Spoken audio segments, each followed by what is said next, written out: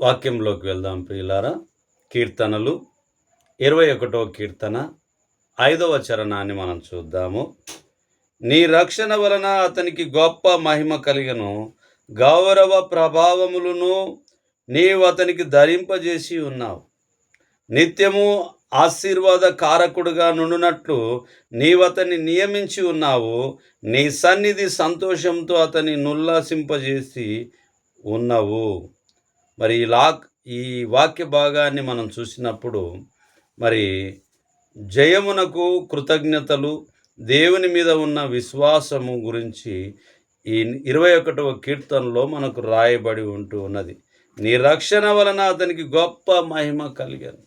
అవును ప్రియమైనటువంటి వాళ్ళారా, ఈ లోకంలో ఎవరికైనా ఏదైనా కలిగింది అని అంటే అది దేవుడిచ్చే గొప్పదై ఉంటూ ఉన్నది.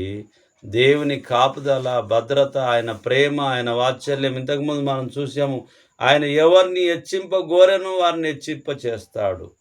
అవును ప్రియమైనటువంటి వాళ్ళారా, కాబట్టి ఆ విధంగా మన ఉద్దేశాలను దేవుని ఎదుట సాగిలపడేటటువంటి వారిగా, తగ్గించుకునేటటువంటి వారిగా ఉండాలని చెప్పి, ఆయన మహాత్యాన్ని మనం చూడాలి అని అంటే, ఆయన ఘనకార్యాల్ని మనం చూడాలి అని అనుకుంటే మనము తగ్గించుకొని మౌనంగా ఉండడము చాలా ఉత్తమము. దేవుని ఎదుట మాట్లాడేటప్పుడు మౌనంగా ఉండడము చాలా ఉత్తమమైనటువంటిదిగా ఉంటుంది. ఎందుకంటే విస్తారమైన మాటల్లో దోషముండక మానదని చెప్పి సెలవిచ్చినట్టుగా మరి మాట్లాడకుండా మౌనంగా ఉన్న చాలా మేలు అని చెప్పి గుర్తు చేయబడుతూ ఉన్నది.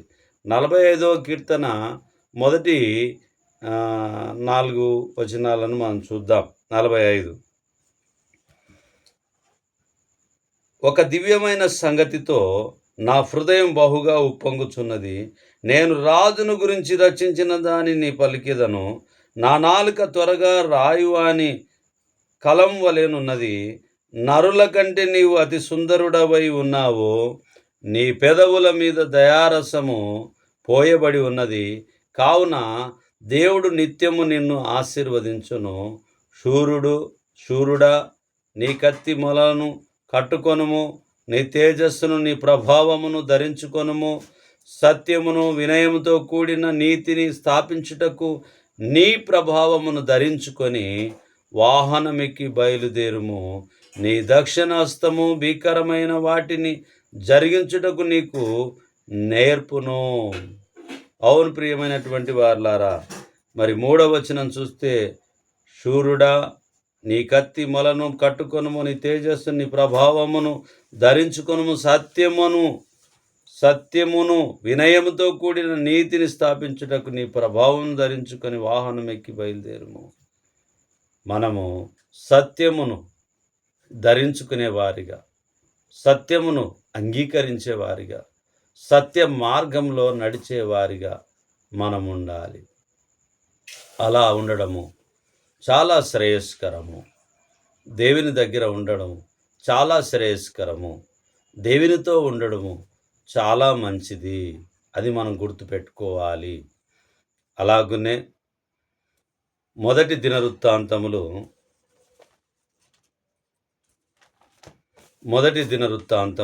29వ అధ్యాయము 11వ వచనాన్ని మనం చూస్తే 10 నుంచి చూద్దాం. రాజైన దావీదు కూడాను బహుగా సంతోషపడి సమాజము పూర్ణముగా ఉండగా యెహోవాకు ఇట్లు స్తోత్రము చెల్లించెను. మాకు తండ్రిగానున్న ఇశ్రాయేలీల దేవా యెహోవా, నిరంతరము నీవు స్తోత్రార్హుడవు. యెహోవా, భూమి ఆకాశముల యందుండు సమస్తమును నీ వశము. మహాత్యమును, పరక్రమమును, ప్రభావమును, తేజస్సును, ఘనతయు నీకే చెందుచున్నవి. యెహోవా, రాజ్యము నీది.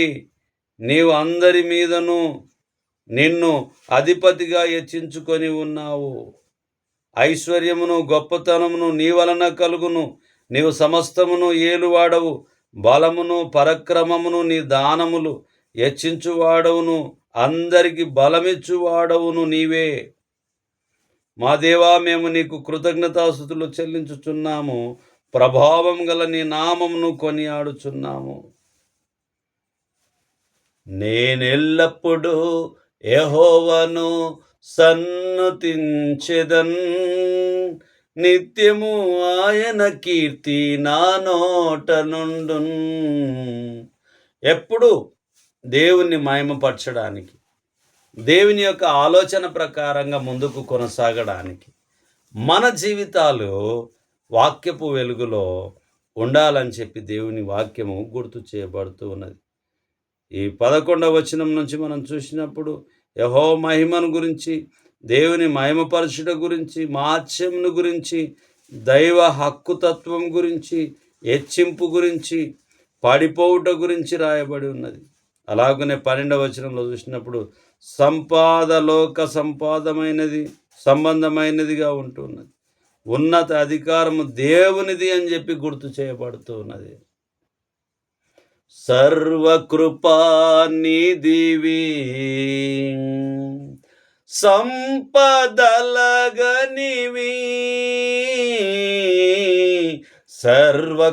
సర్వకృపానిధివి, సంపదలగనివి.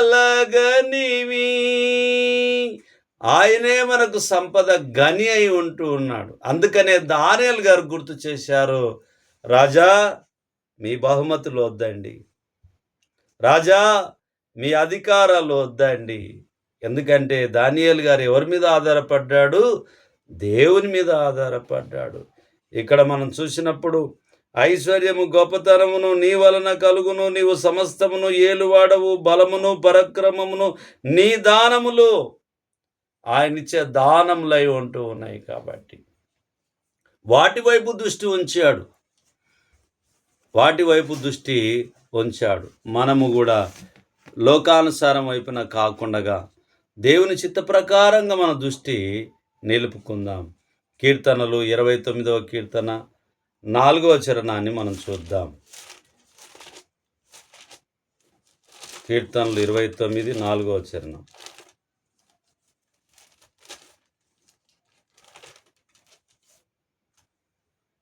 యెహోవా స్వరము బలమైనది, యెహోవా స్వరము ప్రభావం గలది.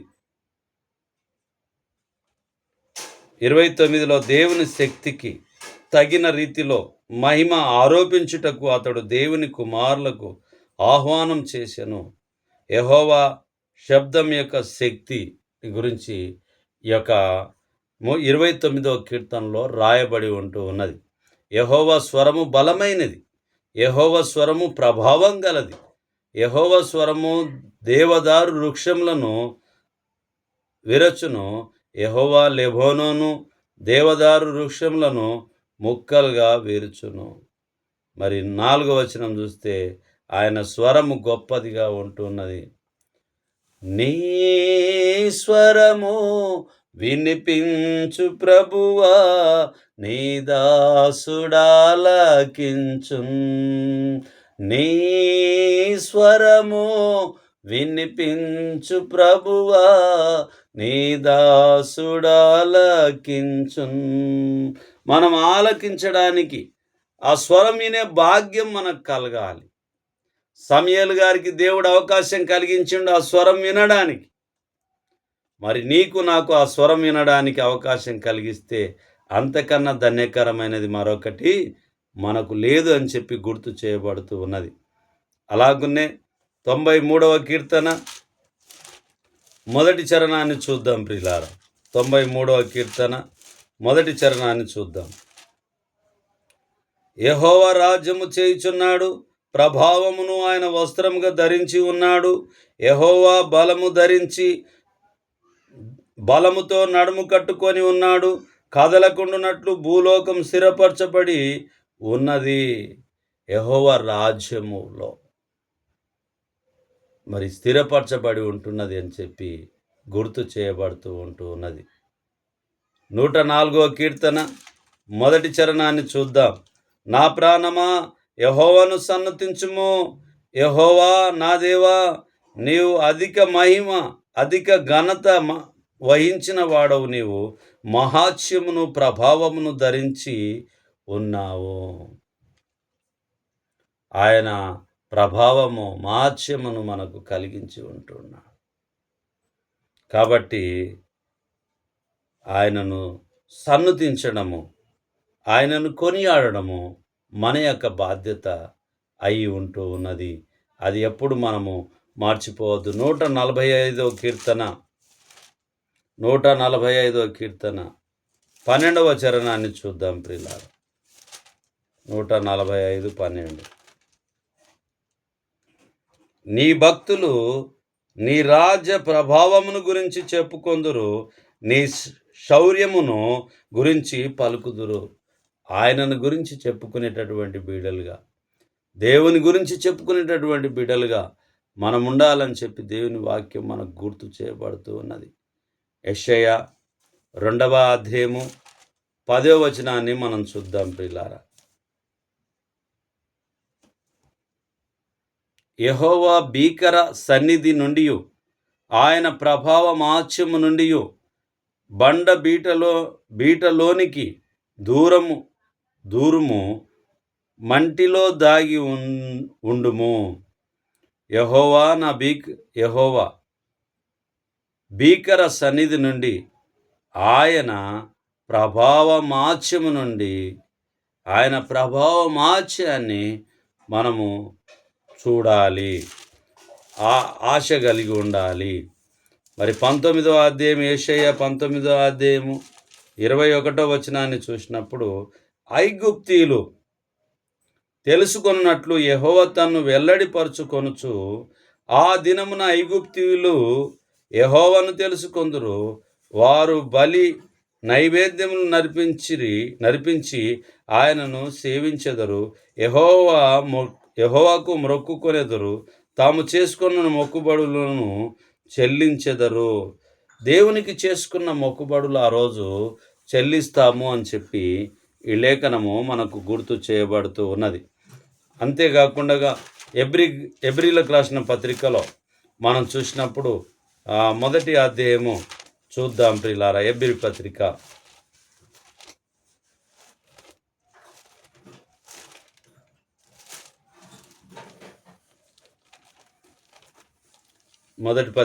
మొదటి అధ్యాయము మొదటి నుంచి కొన్ని వచనాలను మనం చూద్దాం.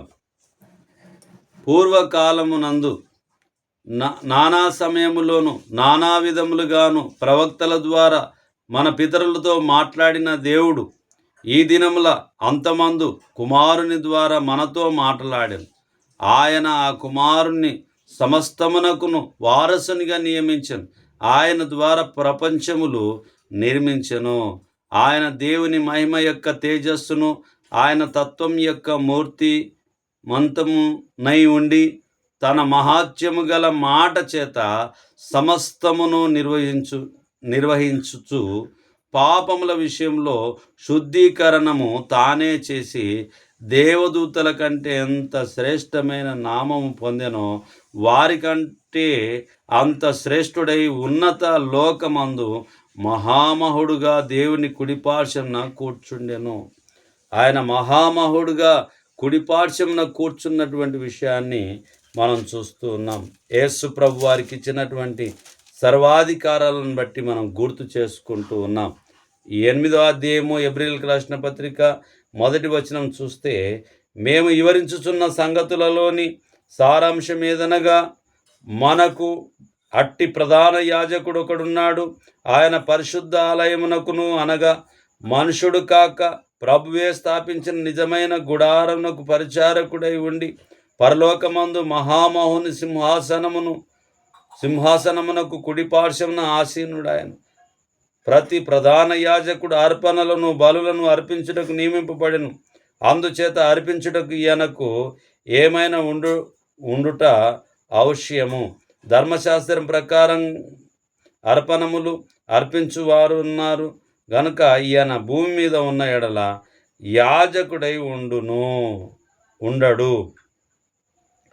మోషే గుడారము అమర్చబోయినప్పుడు ఈయన మనకు యేసు ప్రభు వారు ప్రధాన యాజకునిగా మనకుంటూ ఉన్నాడు, ఎప్పటికీ ఉంటున్నాడు. క్రీస్తు యొక్క యాజకత్వంలోని గొప్పతనం గురించి ఈ యొక్క 8వ అధ్యాయం ఎబ్రీ పత్రిక మనకు గుర్తు చేస్తూ ఉన్నది. కాబట్టి ప్రియమైనటువంటి వారలారా, మనము దేవుని యొక్క మాటల్ని శ్రద్ధగా మరి చదువుతూ నేర్చుకుంటూ వింటూ నేర్చుకుంటూ ముందుకు వెళ్ళడము చాలా ప్రాముఖ్యమై ఉంటున్నది. పేతురు రెండవ పత్రిక మొదటి అధ్యాయము 16 వచనాన్ని మనం చూద్దాం ప్రియులారా. ఏలయనగా చమత్కారముగా కల్పించిన కథలను అనుసరించి మన ప్రభు అయిన యేసుక్రీస్తు యొక్క శక్తిని, ఆయన రాకడను మేము మీకు తెలపలేదు గాని ఆయన మహాత్మ్యమును మేము కన్నులారా చూసిన వారమై తెలిపితిమి.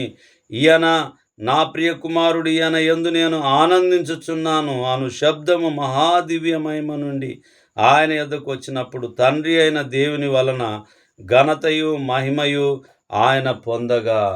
అవును ప్రియమైనటువంటి వారలారా, ఆయన ఘనత మహిమ ప్రభావములకు వారసుడై ఉంటూ ఉన్నాడు. మనం మానవులము కాదు అనేటటువంటిది గుర్తు చేసుకోవాలి. ఎందుకంటే మానవులకు దేవుని చిత్తం మనకు కలిగించిన కాడికి మనం ఉండాలి. కానీ దేవుని కన్నా ఎక్కువ, దేవునితో పాటు అనే ఆలోచన మనము కలిగి ఉండవద్దు. అతిశయపడొద్దు, గర్వం ఉండొద్దు, డంబములు ఉండొద్దు, బింకములు ఉండొద్దు, అల్లరితో కూడిన ఆటపాటలు ఉండొద్దు. దేవుని మహత్యాన్ని చూడాలంటే మౌనంగా ఉంటే చూడగలుగుతాము. ఎందుకనంటే దేవుని లేఖనాలు మనకు గుర్తు చేయబడుతూ ఉన్నాయి. అలాగనే 12వ వచనాన్ని పేతురు పత్రికలో చూసినప్పుడు, కాబట్టి మీరు ఈ సంగతులను తెలుసుకొని మీరు అంగీకరించిన సత్యమందు స్థిరపరచబడి ఉన్నను, వీటిని గురించి ఎల్లప్పుడూ మీకు జ్ఞాపకం చేయుటకు సిద్ధంగా ఉన్నాను. మరియు మన ప్రభు అయిన యేసుక్రీస్తు నాకు సూచించిన ప్రకారం నా గుడారమును త్వరగా పెట్టవలసి వచ్చునని ఎరిగి నేను ఈ గుడారంలో ఉన్నంత కాలము ఈ సంగతులను జ్ఞాపకం చేసి మిమ్మల్ని రేపుట న్యాయమని ఎంచుకొనుచున్నాను. నేను మృతి పొందిన తర్వాత కూడా మీరు నిత్యం వీటిని జ్ఞాపకం చేసుకున్నట్లు జాగ్రత్త చేతును. ఎలయనగా చమత్కారంగా కల్పించిన కథలను అనుసరించి మన ప్రభు అయిన యేసుక్రీస్తు యొక్క శక్తిని, ఆయన రాకడను మేము మీకు తెలపలేదు కానీ ఆయన మహాత్మ్యమును మేము కన్నులారా చూసిన వారు. కన్నులారా ఆయన మహాత్మ్యాన్ని చూసినటువంటి వారై ఉంటున్నారు. అందుకనే వాటిని గుర్తు చేస్తూ ఉంటున్నారు ప్రియులారా. మరి 21వ వచనం చూసినప్పుడు, ఏలయనగా ప్రవచనము ఎప్పుడునూ మనుషుని ఇచ్ఛను బట్టి కలగలేదు కానీ మనుషులు పరిశుద్ధాత్మ వలన ప్రేరేపింపబడిన వారై దేవుని మూలముగా పలికిరి అనేటటువంటి విషయాన్ని మనం చూస్తూ ఉన్నాం. యూదా పత్రికను చూద్దాం ప్రియులారా. యూదా పత్రిక 24-25 వచనాన్ని మనం చూద్దాం. తొట్టిల్లకుండా మిమ్మును కాపాడుటకును తన మహిమ ఎదుట ఆనందముతో మిమ్మును నిర్దోషులునుగా నిలువబెట్టుటకు శక్తిగల మన రక్షకుడైన అద్వితీయ దేవునికి మన ప్రభు అయిన యేసుక్రీస్తు ద్వారా మహిమయు మహత్యమును ఆధిపత్యమును అధికారమును యుగములకు పూర్వమును ఇప్పుడును సర్వయుగములకును కలుగును గాక. ఆమేన్. ఆయన ప్రభావములు చాలా గొప్పగా ఉంటాయి. యుగములు వరకు ఉండును. లూకా 1:50 ఆయనకు భయపడు వారి మీద ఆయన కనికరం తరతరములకు ఉండును. దేవుని యొక్క గొప్పతనాన్ని మనం నెమరేసుకుంటూ మన జీవితాన్ని ముందుకు కొనసాగుతూ దేవుని యొక్క అధికారానికి లోబడి, దేవుని వాక్యానికి మనం లోబడి, దేవుని చిత్త ప్రకారంగా మనం ఉండడము చాలా మంచిది ప్రియులారా. చిన్ని ప్రార్థన చేసుకొని వాక్య భాగాన్ని ముగిద్దాం. మహోన్నతుడా, మహాగణుడా, పరిశుద్ధుడా, నేను అనుదినం వాక్యాన్ని పటిష్ఠించడానికి మీరు మాకిచ్చే గొప్ప అవకాశాన్ని బట్టి మీకు వందనాలు చెల్లించు. వాక్యాన్ని వీక్షిస్తున్న మా ప్రియులందరినీ దీవించి ఆశీర్వదించు. యేసు నామములో ప్రార్థిస్తున్నాం తండ్రి. ఆమేన్. అందరికి ప్రభునామమున వందనాలు.